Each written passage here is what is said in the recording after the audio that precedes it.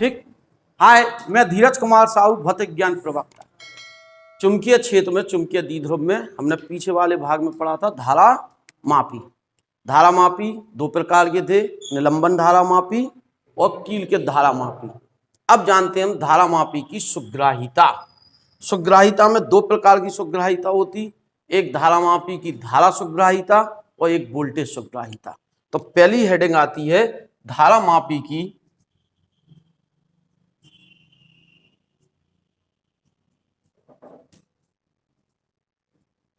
धारा सुग्राहिता। धारा के आधार पर सुग्राहिता, सेंसिटिविटी चाहिए हमें, कितना ज्यादा सुग्राही होगा, कैसे। धारा मापी की धारा सुग्राहिता जाने, धारा सुग्राहिता को हम किससे प्रदर्शित करेंगे, IS। धारा मापी की धारा सुग्राहिता मीन्स IS। IS बराबर phi/I। एकांक धारा के विक्षेप को, एकांक धारा के विक्षेप को धारा मापी की धारा सुग्राहिता कहते हैं। दूसरी होगी धारा मापी की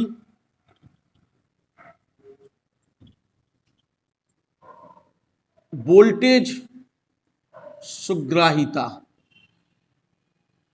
वोल्टेज सुग्राहिता BS से रिप्रेजेंट करेंगे, BS phi/B। एकांक वोल्टेज के कोणीय विक्षेप को वोल्टेज सुग्राहिता कहते हैं।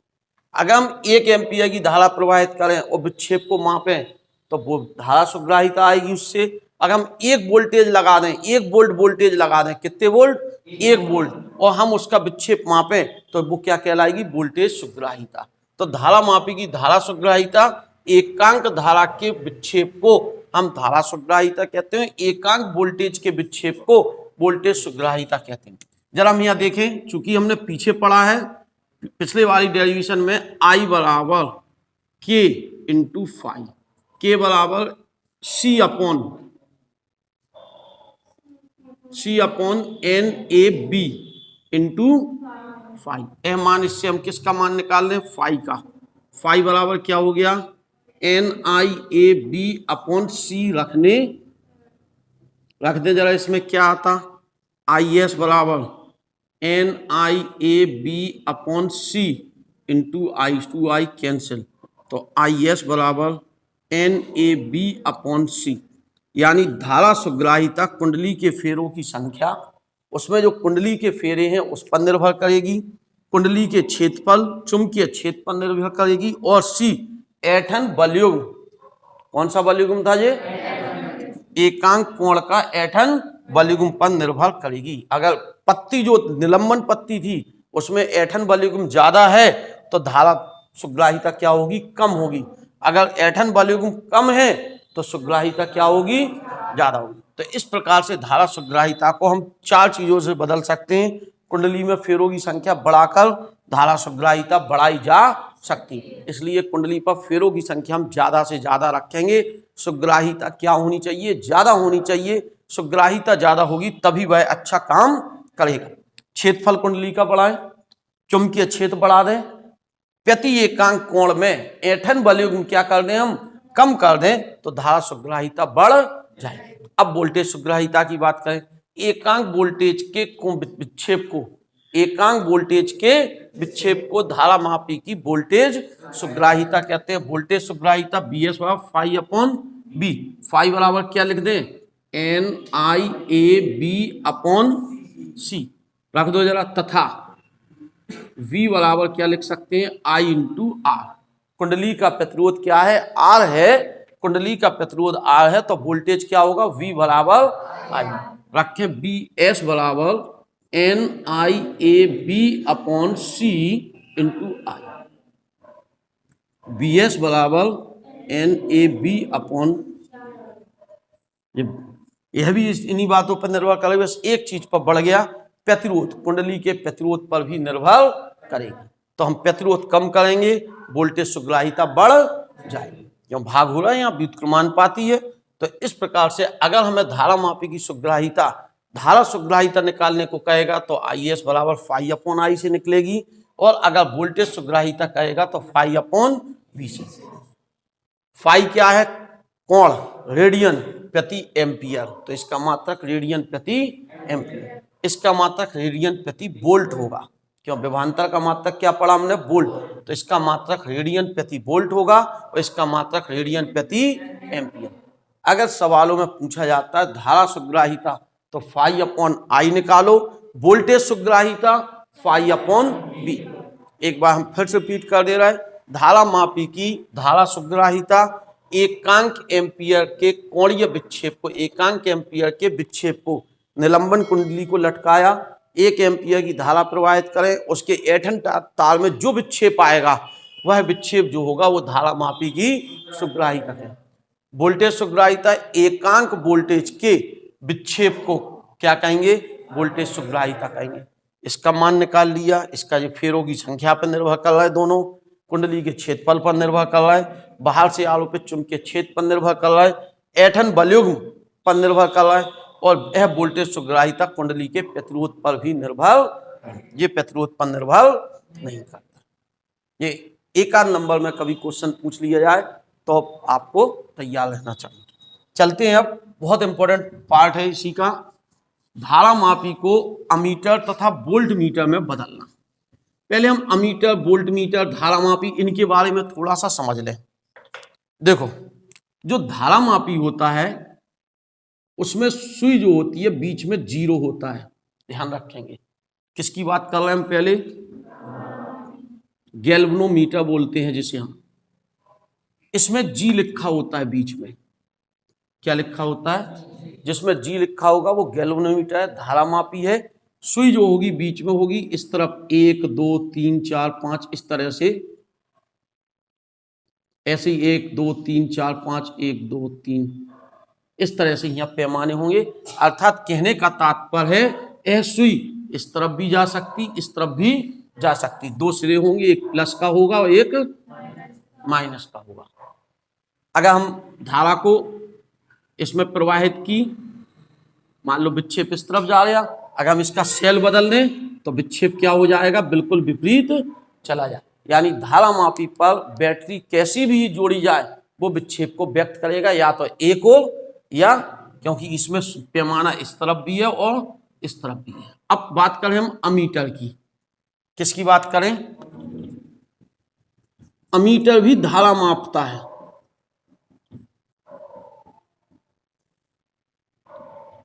किसका मापन करता है, धारा, और यह भी किसका मापन करता है, धारा का मापन करता है। यह भी किसका मापन करता है, धारा का।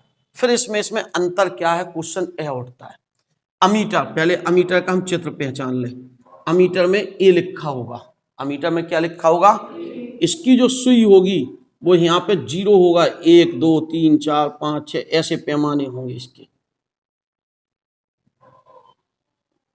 ठीक है। और इसकी सुई जो होगी इधर से स्टार्ट होगी, यानी इसमें हमें प्लस को प्लस से जोड़ना है, माइनस को अगर हम गलत जोड़ देंगे तो विक्षेप नहीं आएगा। गैल्वेनोमीटर और अमीटर दो चीजें पढ़ी। अब जब हम अमीटर का जाने, इसका जो प्रतिरोध होता है वो अल्प होता है। इसका प्रतिरोध क्या होता, इसका प्रतिरोध अल्प नहीं होता, कुछ ठीक ठाक होता है, मीन्स ज्यादा होता है, इससे ज्यादा होता है। इसलिए दोनों दिशाओं में धारा क्या कर लेता है, पढ़ ले। एक वर्ड और पढ़ेंगे हम, वोल्ट मीटर।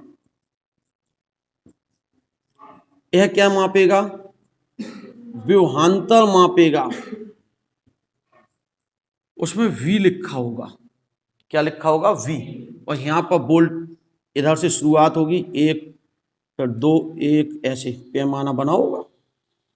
तो ये वोल्ट में होगा, ये काय में होगा, वोल्ट में होगा। सुई यहाँ से स्टार्ट होगी, फिर जितने वोल्ट आएगा वहां तक हम नाप लेंगे। इसका जो प्रतिरोध होता है उच्च होता है, इसका प्रतिरोध जो होता है उच्च होता है। जो मिडिल है इसका प्रतिरोध मीडियम, मध्यम, यानी ठीक ठाक है प्रतिरोध इसमें है। अगर हमें अमीटर में कन्वर्ट करना है तो प्रतिरोध क्या करना है, हमें अल्प करना है। और अगर हमें इसको वोल्ट मीटर में कन्वर्ट करना होगा तो प्रतिरोध क्या करना होगा, उच्च। अब प्रतिरोधों का जोड़ना हमने सीखा है, हमें प्रतिरोध को कम करना है तो समांतर क्रम जोड़ना पड़ेगा, और अगर हमें प्रतिरोध बढ़ाना है तो श्रेणी क्रम। क्यों, हमने पीछे श्रेणी समानता पढ़ा, श्रेणी क्रम में R बराबर R1 plus R2 plus R3, यानी प्रतिरोध बढ़ाना है तो कौन सा क्रम जोड़ेंगे हम? श्रेणी क्रम। अगर हमें प्रतिरोध कम करना है, समांतर क्रम। समांतर क्रम में 1/R बराबर 1/R1 प्लस 1/, यानी इसमें प्रतिरोध कम होता है, इसमें प्रतिरोध ज्यादा होता है। तीनों बातें बिल्कुल ध्यान से। धारा मापी जो मध्यम प्रतिरोध है, इसका जो प्रतिरोध है बीच में स्थिति रखता है, ये दोनों तरफ का विक्षेप माप सकता है। सेल पे जो है वो किसी भी क्रम में लगा हो, चाहे प्लस से सेल का माइनस जुड़ा हो तब माइनस से प्लस जुड़ा हो, ये धारा को मापेगा, या तो इस तरफ नापेगा या इस तरफ। लेकिन अमीटर केवल एक ही दिशा में मापता है। इसे मापने के लिए हमें इसका प्लस और जो माइनस होंगे, प्लस को प्लस से ही जोड़ना होगा और माइनस को ऐसे ही इसमें भी एक ही तरफ होते हैं, प्लस को प्लस से जोड़ना होगा और माइनस को माइनस। इसमें किसी भी क्रम में जोड़ सकते, ऐसे भी जोड़ सकते और जरूरत पड़ जाए तो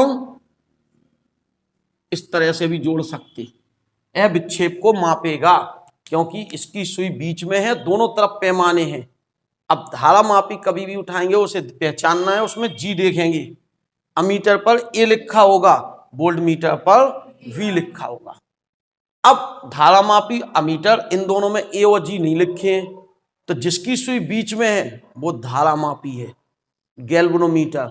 जिसकी सुई किनारे को है वो अमीटर। अमीटर सेल सही क्रम में जुड़े होने पर ही धारा को मापता है। इसका प्रतिरोध बहुत कम होता है, इसके कारण इसके फ्यूज होने की संभावना, फूकने की संभावना क्या होती है? ज्यादा होती है।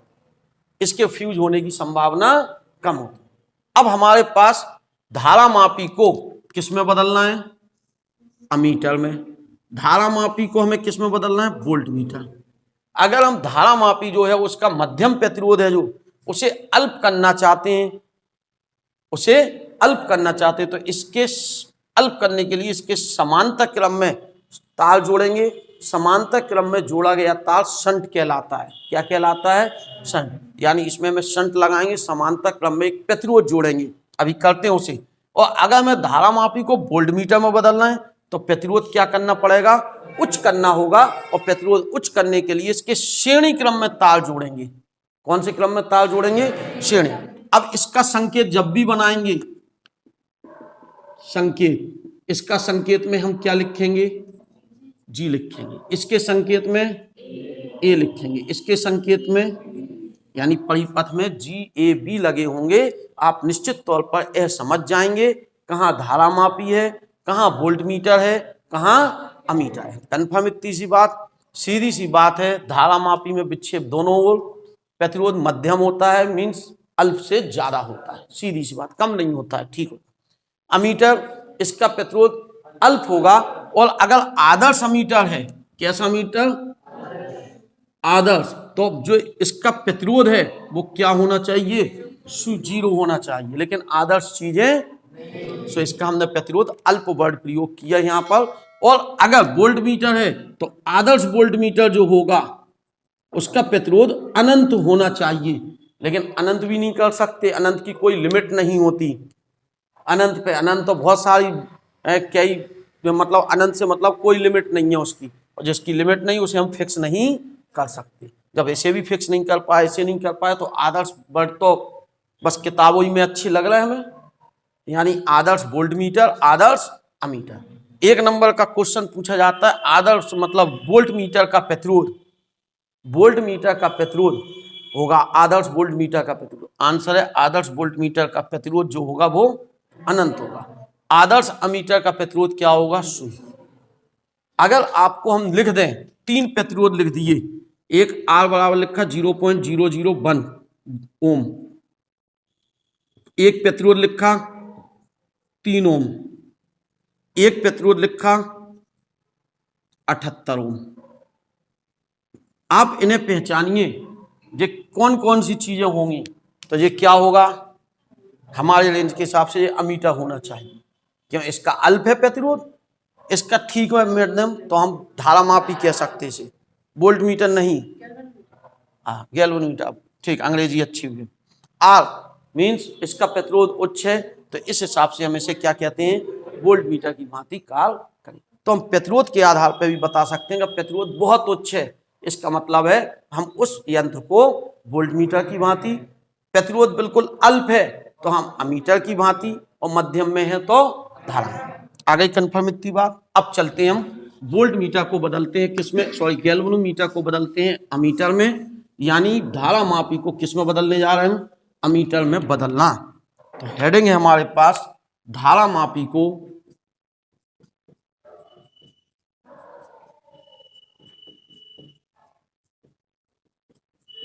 अमीटर में बदलना। गैल्वेनोमीटर को हमें रिप्लेस करना है अमीटर में। हमें एक धारा मापी दिया है और आपसे कहा है इसे अमीटर की भांति प्रयोग कीजिए। किसकी भांति प्रयोग करना है, अमीटर की भांति क्या करना है, प्रयोग करना है। हमसे कहा गया सिंपल सी बात, धारा मापी है हमारे पास, धारा मापी को किसकी भांति प्रयोग करना है, अमीटर की भांति प्रयोग करना है। तो हमें सिंपल सी बात, अमीटर के लिए पहले शर्त लिख लें, अमीटर इसका प्रतिरोध जो होता है अल्प होता है। प्रतिरोध क्या होता है, और अगर आदर्श अमीटर है तो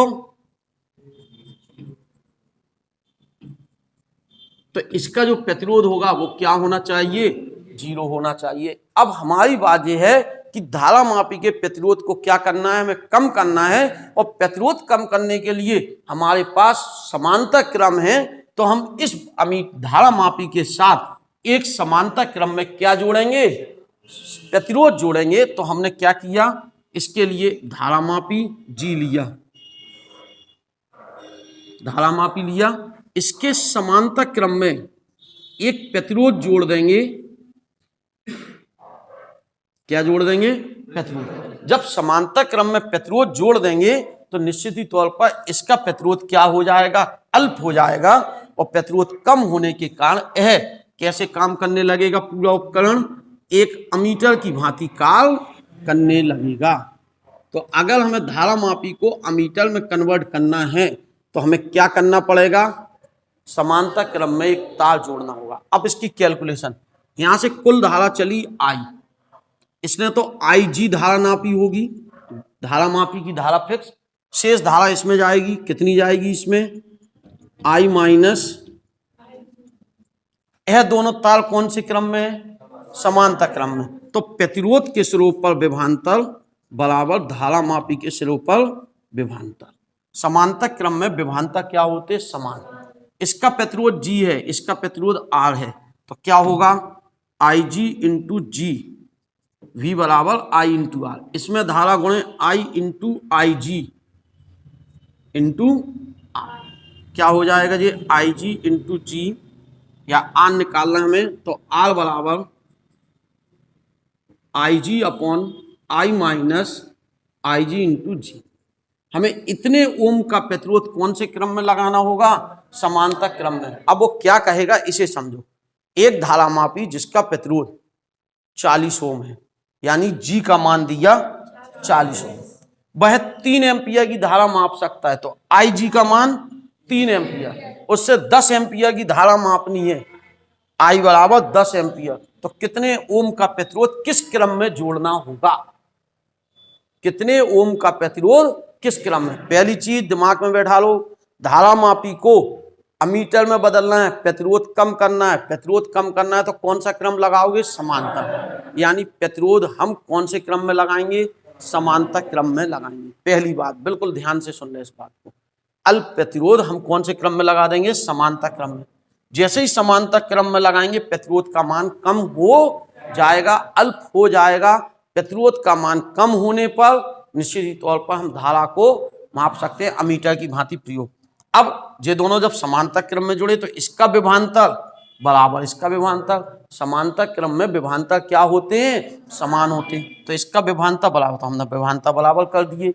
V बराबर I इंटू R, तो इसकी धारा गुणे इसका प्रतिरोध, इसकी धारा गुणे इसका प्रतिरोध, R बराबर IG अपॉन, यानी इस सूत्र में हम धारा मापी का प्रतिरोध G क्या है, धारा मापी का प्रतिरोध G, IG क्या है, धारा मापी द्वारा मापे जाने वाली अधिकतम धारा जो वो नाप सकता है, ठीक। और I क्या है, कुल धारा।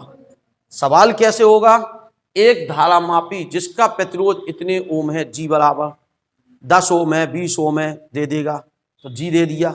वह 2 एम्पियर की धारा माप सकता है, तो धारा मापी कितना माप सकता है, 2 एम्पियर, तो आई जी का मान कितना दे दिया, 2 एम्पियर। अब हमने उससे 7 एम्पियर की धारा मापनी है, आई बराबर 7 एम्पियर। क्या करना होगा, तो हमें प्रतिरोध समांतर क्रम में लगाना। इसे रटने की जरूरत नहीं है, चित्र समझो। समांतर क्रम में इसका विभांतर बराबर इसका विभांतर, जो फार्मूला सभी से फार्मूलों को रटते हैं कि अमीटर में बदलना है तो सूत्र याद कर लो, सूत्र याद करने की जरूरत ही नहीं है। समांतर क्रम में इसका विभांतर बराबर इसका विभांतर, सो अपन को बस 1 मिनट में। अब आओ जरा धारा मापी को काय में बदलना चाहते हैं, धारा मापी को वोल्ट मीटर में बदलना।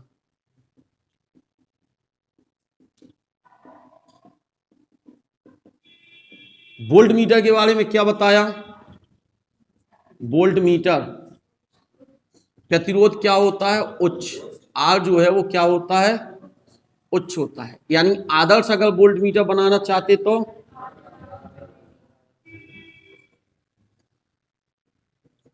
आर बराबर क्या होगा, यानी हम प्रतिरोध बढ़ाना चाहते हैं और प्रतिरोध कौन से क्रम में बढ़ेगा, श्रेणी क्रम में। तो यहाँ पे हम उच्च प्रतिरोध लेंगे और धारा मापी के साथ कौन से क्रम में जोड़ देंगे, श्रेणी क्रम में जोड़ देंगे। तो इसके लिए हम पहले तो धारा मापी लिया और धारा मापी के साथ एक उच्च प्रतिरोध, यहाँ पे बड़ा प्रतिरोध जोड़ते हैं, ये छोटा प्रतिरोध है।